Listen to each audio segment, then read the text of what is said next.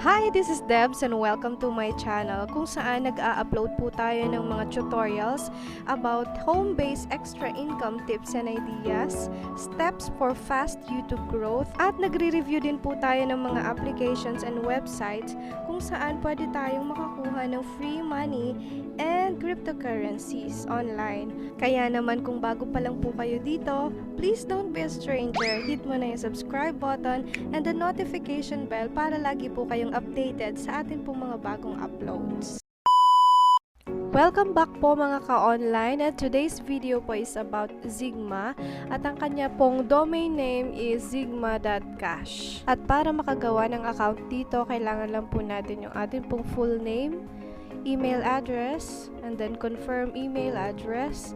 Then maglalagay po tayo ng username, and then create password, confirm password, and then dito naman po sa may payment account section, so option na lang po ito kung gusto na nating mag-link ng atin pong mga withdrawal address. So ang ilalagay ko muna ay yung akin pong Gcash. Pero nakakatuwa po, ang dami nilang option for withdrawal. Pwede rin po sa COINS.Ph, Faucet Pay, Bitcoin, Payeer, and kayo na po ang bahala kung saan nyo gustong i-withdraw ang inyo pong earnings dito sa Zigma.cash. And kapag nakapag-link na po kayo ng inyo pong mga withdrawal address, click lang po natin tong verification, I'm not a robot, and then click din natin tong I have read and agreed to abide by the ZigmaCash rules, and then click register. And then hintayin lang po natin na mag-loading siya, no?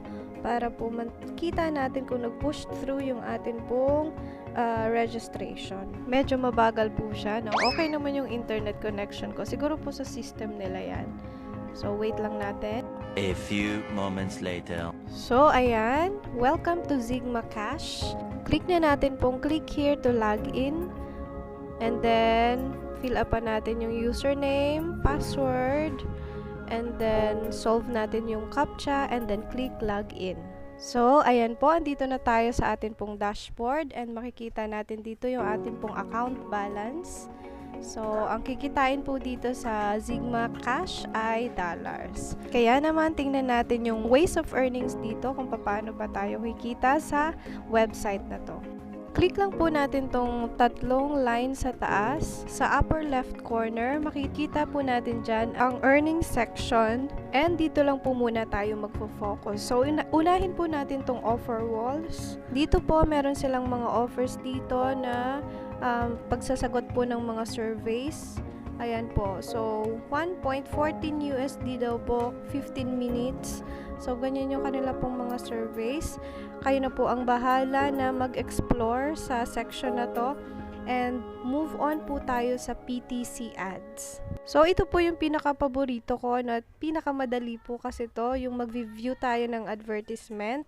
So, click lang po natin tong visit advertisement. And then, mareredirect po tayo dun sa kanila pong website. And then, meron po tayo makikita dito na timer. So, 30 seconds po ito. So, hayaan lang po natin yan na matapos. Then, pagkatapos po ng timer, may lalabas na CAPTCHA. So, solve lang po natin yan. I'm not a robot. Then, click OK.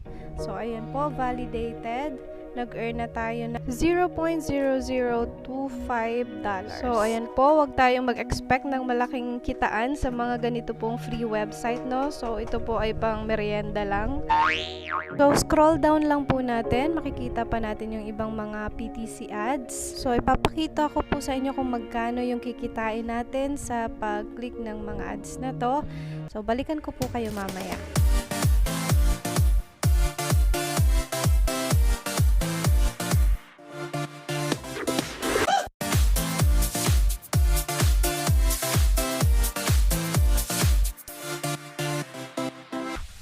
After po natin mag-view ng mga ads, naka-earn po tayo ng $0.0145. So, ayan po. And atin pong total points ay 16. Click po natin tong convert para malaman natin kung saan ginagamit ang points. So, convert your points to use them to purchase, advertising, or upgrade your account. So, yung $1 po is 5,000 points. So, hindi pa tayo makakapag-convert dahil 16 points pa lang yung na-earn natin. Kaya para magdagdagan yung atin pong points at yung atin pong kinita sa ating balance, hanap pa tayo ng ibang ways para makaipon tayo. Balik po tayo dito sa earnings section and hanap po tayo ng madali-daling task. So, click po natin tong quiz. So, kapag na-complete po natin tong mga quiz na to at naka-gain tayo ng perfect score, ang reward po ay $0.024. So, kung magaling po kayo sa mga quiz, so para sa inyo po itong section na to.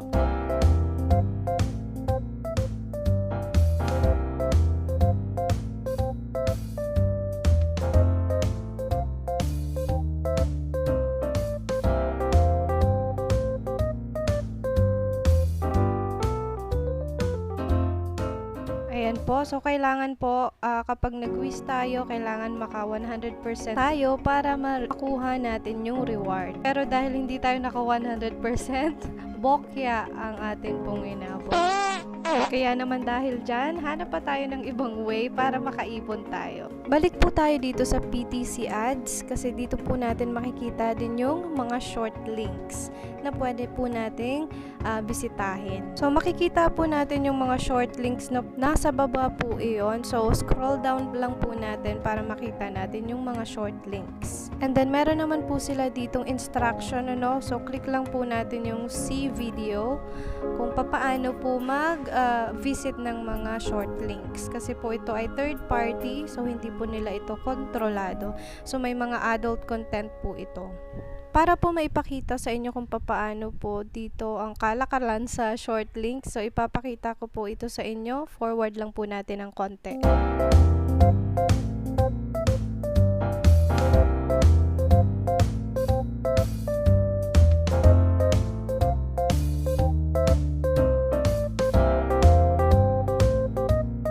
Ayan po, so after ko pong mag-visit ng short links, ganyan po ang lumabas, verifying, hold on. So medyo matagal yung kanya pong pagbibigay ng rewards, bini-verify pa niya. So sa ganito pong mga short links, marami po talagang nagpa-pop na mga ads dahil dyan po sila kumikita. So ang gagawin lang po natin, i-back lang po natin yan and then balik po tayo doon sa atin pong main website. So habang bini-verify pa niya, balik po tayo dito po sa earnings section. So makikita niyo po ang daming ways of earnings dito. At ito po, medyo bago sa paningin ko, ito pong PTSU. So it means paid to sign up. So paid to sign up offers. So kayo na po ang bahalang mag-explore sa website na to. Napakadami pa po, hindi po natin siya maiisa-isa ngayon. And of course, hindi na bago to sa atin, meron din po itong referrals. So yan po yung best way ng mga website para makagain sila ng marami pong users. Alright, so moving forward, pag-usapan naman po natin ang paborito nating withdrawal. So papaano ba mag-withdraw sa website na to? So balik po tayo dito sa ating dashboard.